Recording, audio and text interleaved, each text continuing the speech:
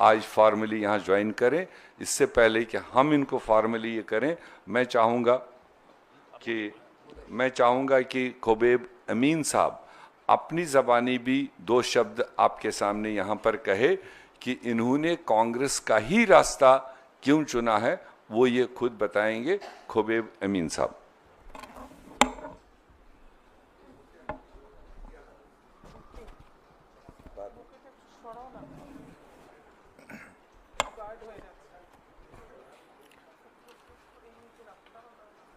Good afternoon.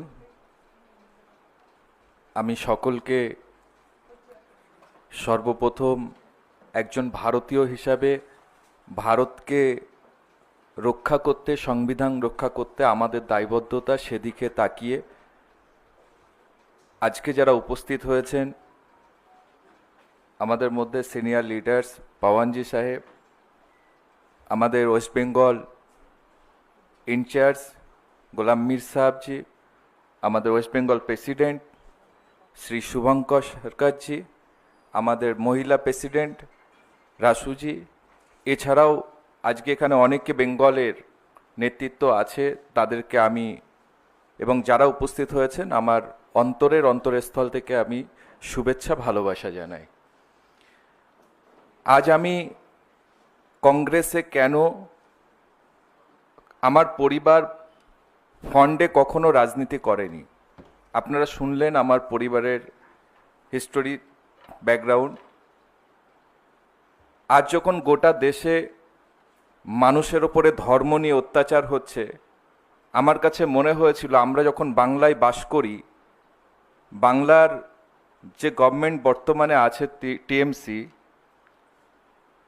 তার chief minister বাংলাতে দলিত, আদিবাসী, SC, ST, minority তাদেরকে শুধুমাত্র ভোট ব্যাংকে ব্যবহার করে, তাদের উন্নয়ন না করে শুধু একটা ভাতার মাধ্যমে ভোট নেওয়ার পরিকল্পনা দীর্ঘদিন করে এসেছে এবং সেটাই জারি রেখেছে। বাংলায় যখন চাকরিহারারা রাস্তায় শুয়ে থাকে, একটা শিক্ষক, আপনারা নিশ্চয়ই মিডিয়া পার্সন দেখেছেন যে নগ্ন অবস্থায়, অর্ধনগ্ন অবস্থায় কালকে শিক্ষা দপ্তরে বিকাশ ভবনে গিয়ে তারা আন্দোলন করছে। একটা MA pass, BA pass, BEd করা আমাদের ঘরের যুবকেরা, যুবতীরা তারা শিক্ষা অর্জন করে শিক্ষার প্রয়োগ যেখানে সমাজকে তৈরি করবে সেই স্কুলগুলো বন্ধ হচ্ছে, সেখানে শিক্ষকরা রাস্তায় বসে থাকছে। কিন্তু সেখানে খেলা, মেলা এগুলো রাজ্যের টাকায় হয়ে যাচ্ছে। গোটা দেশে যখন আরএসএসের দ্বারা এই বিজেপি ধর্ম মেরুকরণের রাজনীতি চালিয়ে যাচ্ছে, কখনো আমরা দেখব যে দেশের ভিতরে হিন্দু মুসলিম ডিভাইডেড করার জন্য কত কি তৈরি করা হচ্ছে।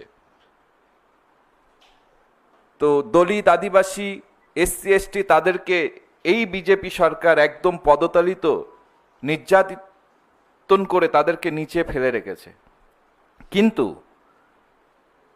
পশ্চিমবাংলায় আমরা এতদিন দেখে এসেছি ধর্ম নিরপেক্ষতা, একটা কথা আমরা বারবার শুনি আমাদের মুখ্যমন্ত্রীর থেকে, কিন্তু তানার এই দলিত, আদিবাসী, সংখ্যালঘুদের বিরুদ্ধে একটা বড় ক্ষোভ। আমরাও তাকে 15 বছর ধরে সাপোর্ট দিয়েছিলাম যে মনে হয় কিছু একটা দলিত, আদিবাসী, পিছিয়ে পড়া জাতি, পিছিয়ে পড়া সংখ্যালঘু তাদের জন্য কিছু হবে। কিন্তু আমরা দিনের শেষে দেখতে পাচ্ছি উনি এই দলিত, আদিবাসী, সংখ্যালঘু যখন পিছিয়ে পড়ছে, কেন্দ্র সরকারের অত্যাচার যখন নেমে আসছে, সারা দেশব্যাপী যখন একটা ধর্মকে সামনে রেখে এই রাজনৈতিক ব্যবসা তৈরি করা হচ্ছে, সেকুলারিজম শব্দটাকে তুলে দেওয়া হচ্ছে, তখন আমাদের বাংলার দিদিমণি মুখে এক কথাই বলছে, পিছনে উনি আরএসএসের পরিকল্পনাকে বাস্তবায়ন করে সমাজে সেই রূপরেখা তৈরি করছে। এটা স্পষ্ট। কিছুদিন আগে মুর্শিদাবাদে একটা দাঙ্গা হয়েছিল, রাইট হয়েছিল, যে মুর্শিদাবাদে মুখ্যমন্ত্রী বলেছিল কংগ্রেস নাকি ওখানে দাঙ্গাটা লাগিয়েছে। ফার্স্ট ওনার বক্তব্য ছিল এটা। পরবর্তীতে দেখা গেল যে তদন্ত কমিটি বলছে দাঙ্গাটা তৃণমূল বাদিয়েছে। কেন? যদি পশ্চিমবাংলার ধর্ম মেরুকরণ দেখানো যায় যে বিজেপি মুসলমান মারছে, মুসলমান হিন্দু মারছে, তাহলে ভোটটা করতে সুবিধা হবে, সংখ্যালঘুদের ভোটটা ধরে রাখা যাবে, মাইনরিটিদেরকে ক্যাপচার করে আমাকে ক্ষমতায় থাকতে হবে। পশ্চিমবাংলার একটা রূপরেখা মুখ্যমন্ত্রী তৈরি করেছে। আজকে আমাদের দাবি, আজকে আমার এই কংগ্রেস পরিবারের সঙ্গে যুক্ত হওয়ার মূল উদ্দেশ্য হচ্ছে, আমি আজকে সমাজের যুবকদের আইকন, কোটি কোটি যুবকরা যুবতীরা যাকে ফলো করে, তিনি হচ্ছেন শ্রী রাহুল গান্ধীজি, যার নেতৃত্ব ভারত জোড়ো যাত্রা, কাশ্মীরে ক্ষতিগ্রস্ত দুঃখী মানুষের পাশে দাঁড়ানো, গোটা ভারতবর্ষে ন্যায় বিচারের আশায় রাস্তায় রাস্তায় পড়ে থাকা, সেই মানুষটার দিকে তাকিয়ে মনে হয়েছে যে 10 লাখ টাকার কোট বেচা একজন দেশের কোট পড়া একজন প্রাইম মিনিস্টার, তিনি গরিবের একবেলা খাওয়ার কথা ভাবে না, তিনি কাশ্মীরে যুদ্ধ লাগিয়ে পাকিস্তানের সঙ্গে তিনি মনে করলেন আমরা চাই পাকিস্তান যদি আমাদের দিকে তাকায়, আমরা ভারতবর্ষের সংখ্যালঘু হিসাবে, এটা আমি আজকে এখান থেকে আরএসএস বিজেপিকেও বার্তা দিতে চাই, ভারতবর্ষের আমরা যারা মুসলিম, আমাদের পরিবারও দেশ স্বাধীনের জন্য রক্ত দিয়েছে, আমার grandfather he is freedom fighter. তো আজকে আমরা টুপি মাথায় দিয়ে বলছি, পাকিস্তান যদি ভারতে চোখ তুলে তাকায়, আরএসএস বিজেপির যাওয়া লাগবে না, আমাদেরকে সুযোগ করে দিক, আমরা গিয়ে পাকিস্তান উড়িয়ে দেব, কারণ আমার দেশ আগে, আমি দেশে বাঁচবো, তারপর ধর্ম করব। ধর্ম যেমন আমার মৌলিক অধিকার, দেশে বেঁচে থাকার অধিকারও আমার আছে। তো সেই সংবিধানকে ধর্মের দ্বারা ভাগ করার চেষ্টা যারা করছে, রাহুল গান্ধী আজ সেখানে রুখে দাঁড়িয়েছে। আমরা যখন বেকারত্ব বাড়ছে, কাজ নেই, সমাজে অর্থনীতি ভেঙে পড়েছে, তখন এরা ধর্ম মেরুকরণের রাজনীতি করছে। পশ্চিমবাংলায় দেখবেন, ভারতবর্ষে রাম মন্দির যখন হলো, গোটা দেশ থেকে প্রণামী নিয়ে, দান নিয়ে রাম মন্দির হয়েছিল। আমাদের পশ্চিমবাংলার মুখ্যমন্ত্রী, আমি বলছি না, আমি কোনো ধর্মকে আঘাত করে কথা বলতে চাই না, কেননা আমরা ধর্ম করি, সবাই সবার ধর্ম করুন, আমাদের ঘরের বেকারত্বরা কর্মসংস্থান পাক, খাদ্য পাক, বস্ত্র পাক, সুস্থ থাক, অ্যান্টি সোশ্যালদের থেকে সমাজ সুস্থ হোক, পরিষ্কার পরিচ্ছন্ন সমাজ গড়ে উঠুক, সেই দিকে লক্ষ্য রেখে আজকে আমাদের এই লড়াই আমরা এগিয়ে এসেছি। কেননা পশ্চিমবাংলায় আপনারা জানেন, যে মুখ্যমন্ত্রী দলিত, আদিবাসী, মাইনরিটি, এসসি এসটিদের কথা বলে, সেই মাইনরিটিরা যখন ভারত সরকারের ওয়াকফ বিল নিয়ে গোটা দেশে আন্দোলন হচ্ছে, মাইনরিটিরা, দলিত, আদিবাসী, সমস্ত সম্প্রদায়ের মানুষ, খ্রিস্টান, শিখ আন্দোলন করতে নামছে, মুখ্যমন্ত্রী বাংলার সিএম তখন বলছে, যারা এই আন্দোলন করবে আমার থেকে বড় দুশ্মন আর কেউ হবে না। এরপর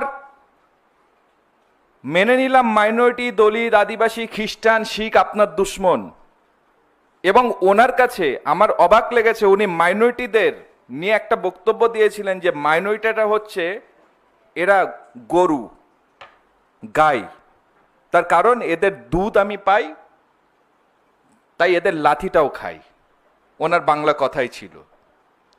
তো আজকে মাইনরিটিদের যখন আন্দোলনে আপনি বাধা দিচ্ছেন, রাজ্যে যখন চাকরি হারা মানুষ ঘুরে বেড়াচ্ছে, কর্মসংস্থান নেই, খেতে পাচ্ছে না, দাঙ্গা হচ্ছে, বিজেপিকে আপনি তুলে দিয়ে, আপনি নিজে বিজেপির ঘরটাকে সাজিয়ে দিয়ে মাইনরিটিদের কণ্ঠরোধকে চেপে ধরে বাংলায় আপনি সরকারের টাকায় খেলাধুলো, মন্দির এইসব করে বেড়াচ্ছেন। আপনি একটা সম্প্রদায়কে নিয়ে নাচানাচি করছেন কেন? বিজেপিকে আটকিয়ে আমি নিজে ওখানে হিন্দুত্ববাদীর মনে হয় ভারতবর্ষের প্রধানমন্ত্রী নিজেকে এক দেবতা বলে দাবি করার চেষ্টায় আছে, উনিও ভাবছেন আগামী দিন আমি যাব। সেই জায়গায় আমাদের লক্ষ্যে আমরা সমাজ করার জন্যে রাজনীতি হোক, যেখানে জাতপাত নয়, যেখানে এসসি এসটি, দলিত, আদিবাসী এসব নয়, রাজনীতি হওয়া দরকার যেখানে মানুষ সুস্থ থাকবে, শান্তিতে থাকবে, মানুষের যেখানে কোনো ভয় থাকবে না, কর্মসংস্থান থাকবে। সেই লক্ষ্যে আজকে আমি এই কংগ্রেসের পরিবারের সঙ্গে যুক্ত হয়েছি। কংগ্রেস পরিবারের সঙ্গে আগামী দিন বাংলায় যেভাবে আমাকে কেন্দ্র থেকে, দিল্লি থেকে এবং আমাদের রাজ্যের প্রেসিডেন্ট বা রাজ্যের যারা নেতৃত্ব আছেন তাদের সঙ্গে আলোচনা করে কাজ করার সুযোগ, যেভাবে আমি বলেছি আমাকে কাজ করার সুযোগ দিন। আমরা চাই বাংলাকে সুস্থ করতে, বাংলা শান্তিপূর্ণ সম্প্রীতির বাংলা হোক, যে বাংলা দেশকে পথ দেখিয়েছে, স্বাধীনতার পথ দেখিয়েছে। যে কারণে আমি বাংলার আজকে একটা অ্যালফাবেট আপনারা দেখছেন, আমি বাংলার ঐতিহ্য নিয়ে এখানে বসেছি। কারণ আমি পোশাকটাও আজকে বাংলা অক্ষরে লিখেছি, কারণ আমাদের এই বাঙালির মর্যাদা, বাংলার সম্প্রীতি, বাংলার ভ্রাতৃত্ব আমরা আবার নতুন করে এই কংগ্রেসের হাত দ্বারা, রাহুল গান্ধীজির হাত দ্বারা আবার এগিয়ে আনবো।